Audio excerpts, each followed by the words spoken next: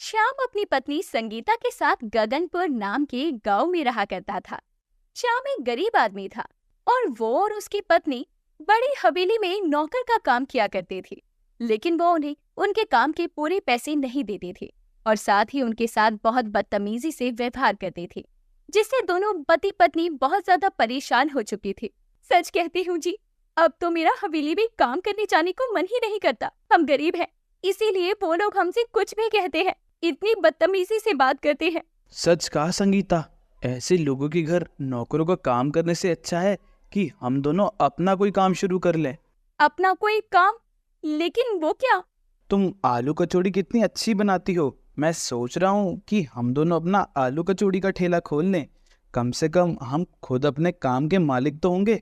खामखा हमें किसी की चार बातें तो सुननी नहीं पड़ेंगी। आपने बिल्कुल ठीक कहा जी, लेकिन हम लोगों के पास आलू कचौड़ी का ठेला खोलने के लिए पैसे नहीं है।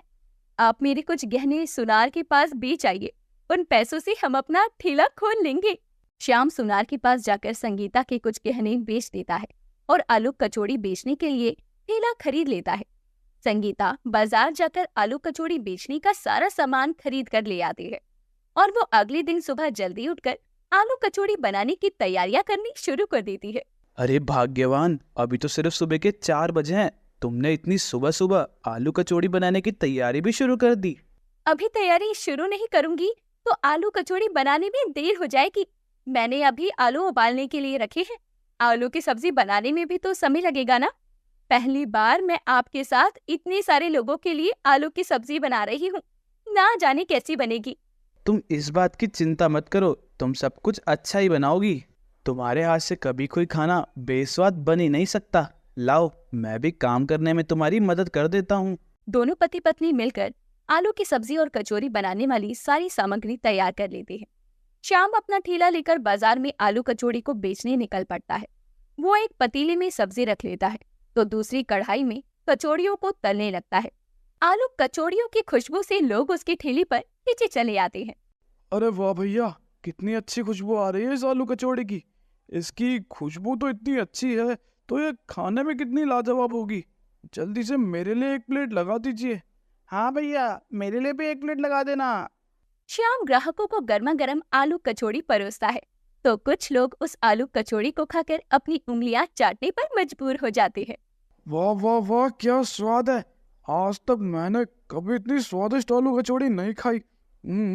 इतनी स्वादिष्ट आलू कचौड़ी तो कभी मेरी पत्नी ने भी मेरे लिए नहीं बनाई। वाह वाह भाई साहब, ये आलू कचौड़ी खाकर तो मजा ही आ गया। शाम होने तक श्याम की सारी आलू कचौड़ियां बिक जाती है। काम के पहले ही दिन उसकी अच्छी खासी कमाई हो जाती है। मैंने तुमसे कहा था ना संगीता, हम अपना काम करेंगे तो हमें अच्छा मुनाफा होगा। यह देखो, इतने पैसे तो हम दोनों मिलकर पूरे महीने काम करके भी नहीं कमा पाते थे।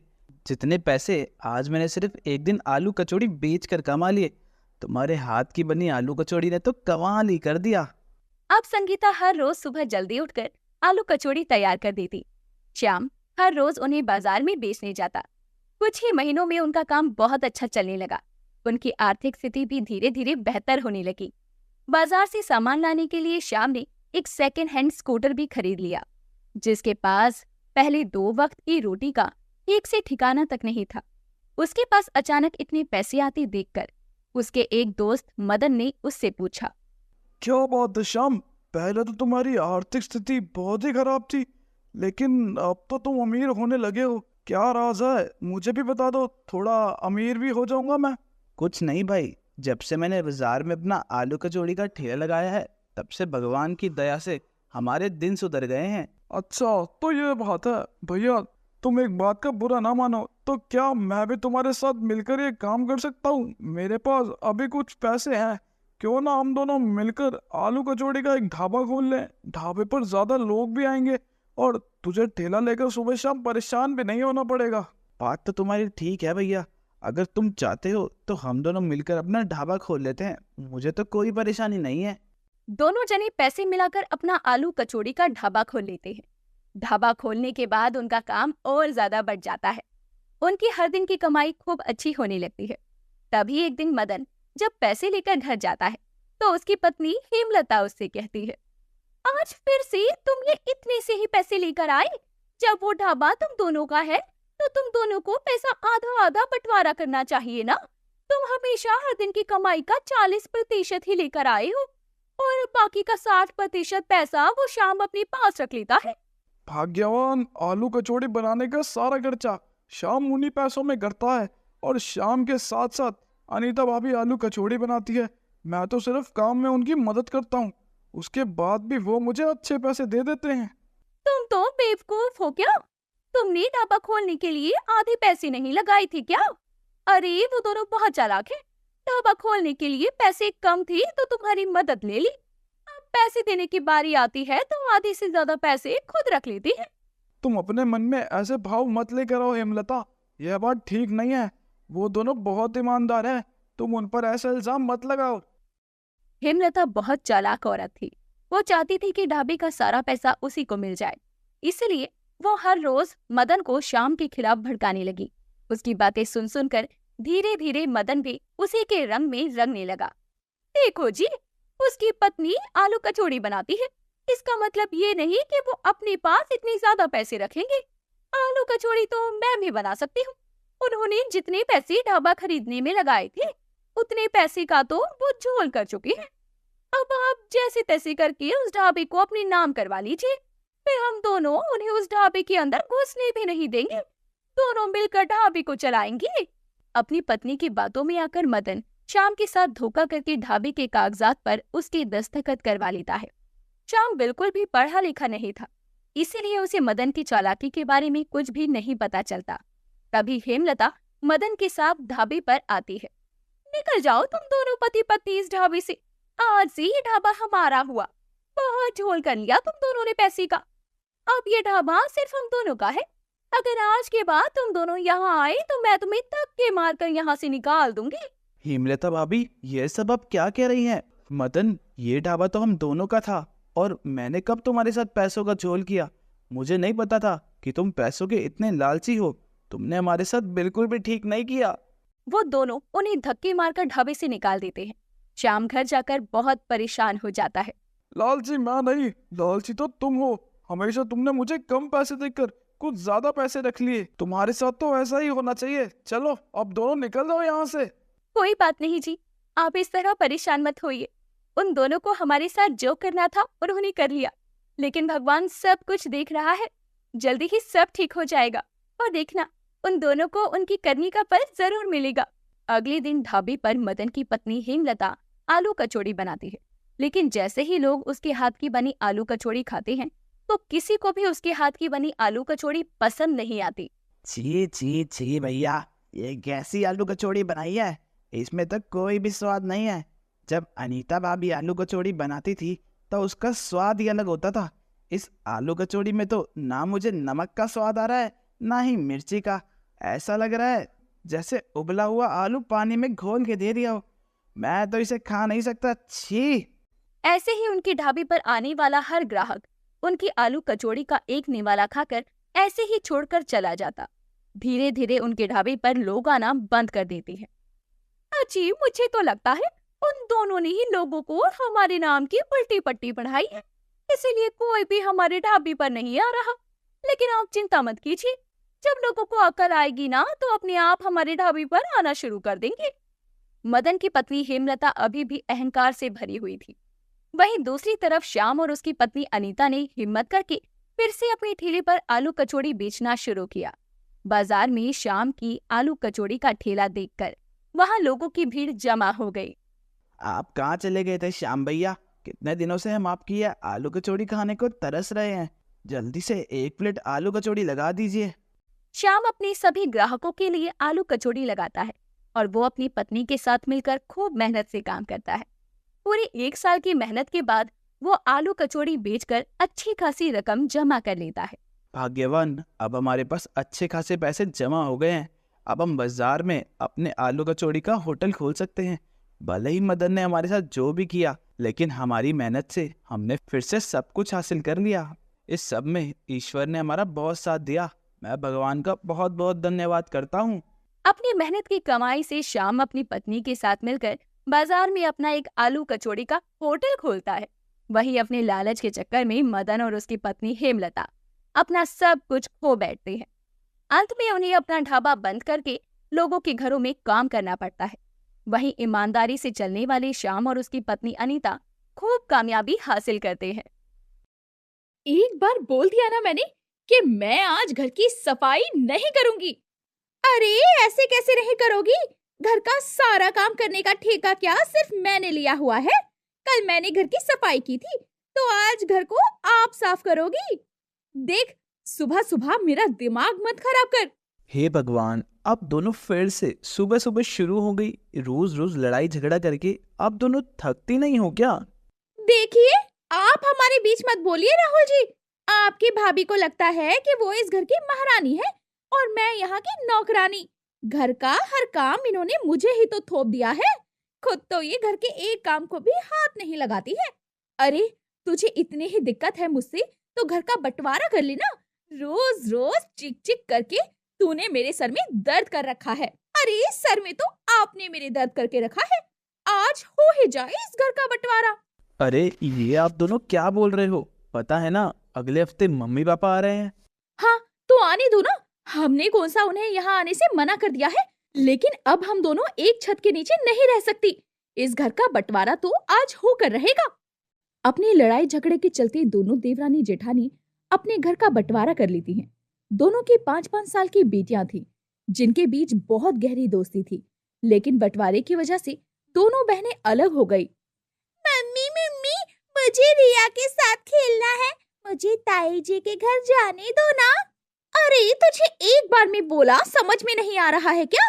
कहीं नहीं जाना। जाकर अपनी पढ़ाई कर। अगली बार मेरे पास आई ना तो एक जोर का चाटा पड़ेगा तुझे।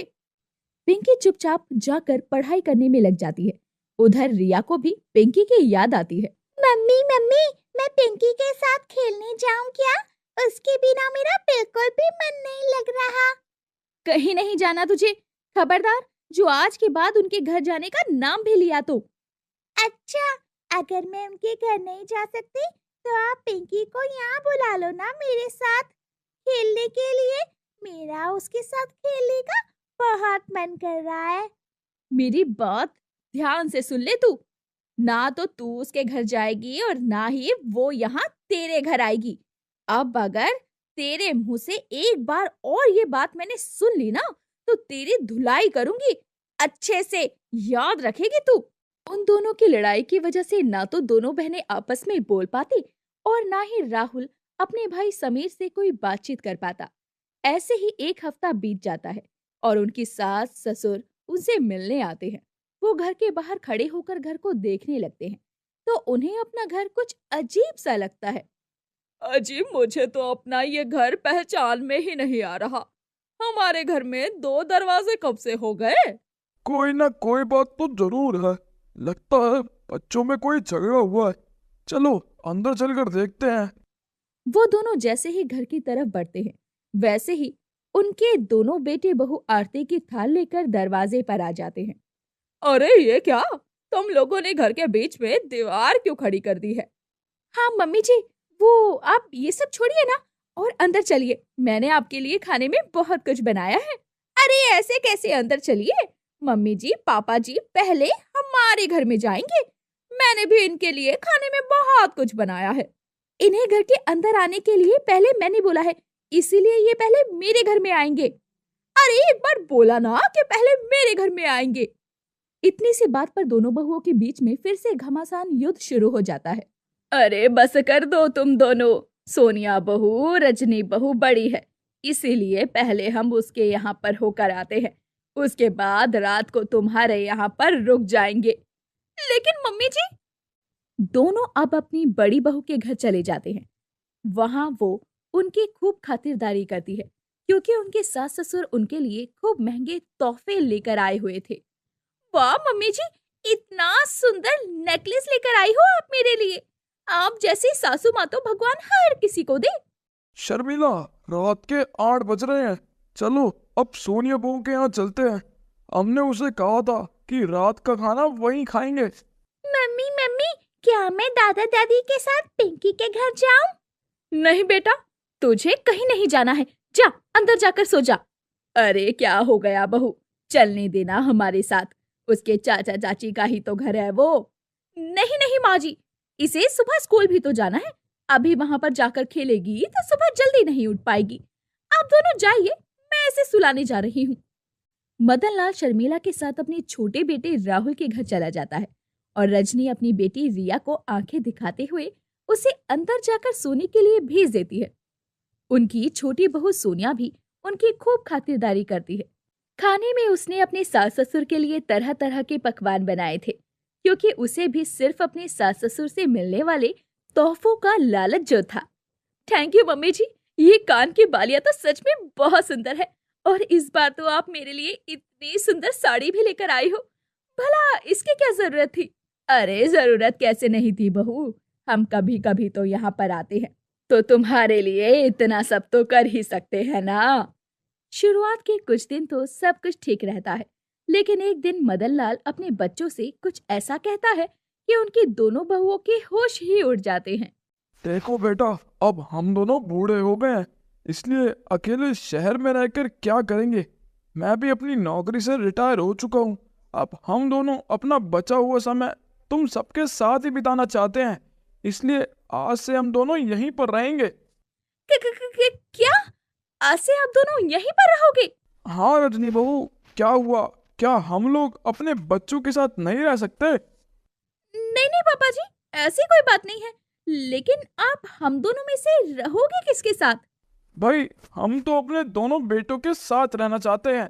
मैं सोच रहा हूँ ये बीच की दीवार अब तुड़वा ही दूं। नहीं नहीं, बिल्कुल भी नहीं। मैं इस सोनिया के साथ एक छत के नीचे बिल्कुल नहीं रहूंगी। हाँ हाँ, तो मैं कौन सा आपके साथ रहने के लिए मरी जा रही हूँ। देखिए, मैं तो कहती हूँ कि हम दोनों आपस में मम्मी जी पापा जी का बंटवारा कर लेते हैं, क्योंकि मैं तो अकेली इन दोनों लोगों को संभाल नहीं पाऊंगी। इसीलिए मम्मी जी को आप रख लो, पापा जी को मैं रख लेती हूँ। क्या ये तुम कैसी बात कर रही हो? इस बुढ़ापे में क्यों तुम हमें अलग करना चाहती हो? अरे, इसमें अलग होने वाली बात कहाँ से आ गई पापा जी?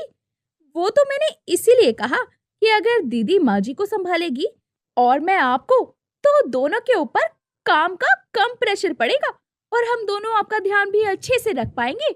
हाँ हाँ, सोनिया पहली बार बिल्कुल ठीक कह रही है पापा जी। आज से आप इसके साथ रहो, मम्मी जी मेरे साथ रहेगी। दोनों बहुएं अपनी आपसी टकरार के कारण घर की तरह ही अपने सास ससुर का भी बंटवारा कर लेती हैं, लेकिन दोनों की दोनों एक नंबर की दिखावटी सेवा करने वाली थी। इसीलिए कुछ दिन उनकी सेवा के बाद दोनों अपने असली रवैये पर आ जाती हैं। अरे मम्मी जी, मैं इतनी देर से देख रही हूँ, तब से आप खाली बैठी हुई हो। आप इतने ही खाली हैं तो घर के काम में मेरा हाथ बंटवा दो ना, मैं कब से अकेले काम कर रही हूँ। अरे बेटा, मैं अभी अभी तो सारे बर्तन धोकर आई हूँ, खाली कहाँ बैठी हूँ मैं। ओहो, थोड़े से बर्तन क्या धो दिए आपने? कैसे ताने मार रही हो मुझे? अरे नहीं बहू, मेरे कहने का वो मतलब नहीं था। मैं तो बस। अच्छा अच्छा ठीक है, प्लीज जाकर जरा कपड़े धो दो, आज मेरी कमर बड़ी दर्द कर रही है। अब रजनी हर रोज अपनी सास से घर का सारा काम करवाती और उधर सोनिया अपने ससुर से पैसे हड़पने में ही लगी रहती। पापा जी, मुझे बाजार जाकर घर का राशन लाना है, थोड़े पैसे दे दो। लेकिन बेटा, अभी पिछले हफ्ते ही तो अपनी पेंशन के पैसों से तुम्हें राशन लाने के पैसे दिए थे, इतनी जल्दी घर का राशन खत्म भी हो गया? हाँ, आपने पैसे दिए तो थे, लेकिन उन पैसों से मैंने पिंकी के स्कूल की फीस भर दी, इसीलिए पैसे खत्म हो गए। पापा जी, अब आप भी कितने सवाल करते हो, दे दो ना पैसे। दोनों बहुओं ने अपने सास ससुर के नाक में दम करके रखा था। एक दिन मदनलाल बहुत परेशान हो गया और वो शर्मिला से मिलने के लिए अपने बड़े बेटे के घर चला गया। तभी उसने देखा कि शर्मिला ने अपने सर में चुन्नी बांधी हुई थी और वो रसोई में खड़ी होकर खाना बना रही थी। अरे शर्मिला, ये तुम क्या कर रही हो? तुम्हारी तबीयत खराब है और तुम खाना बना रही हो। रजनी बहू कहाँ पर है?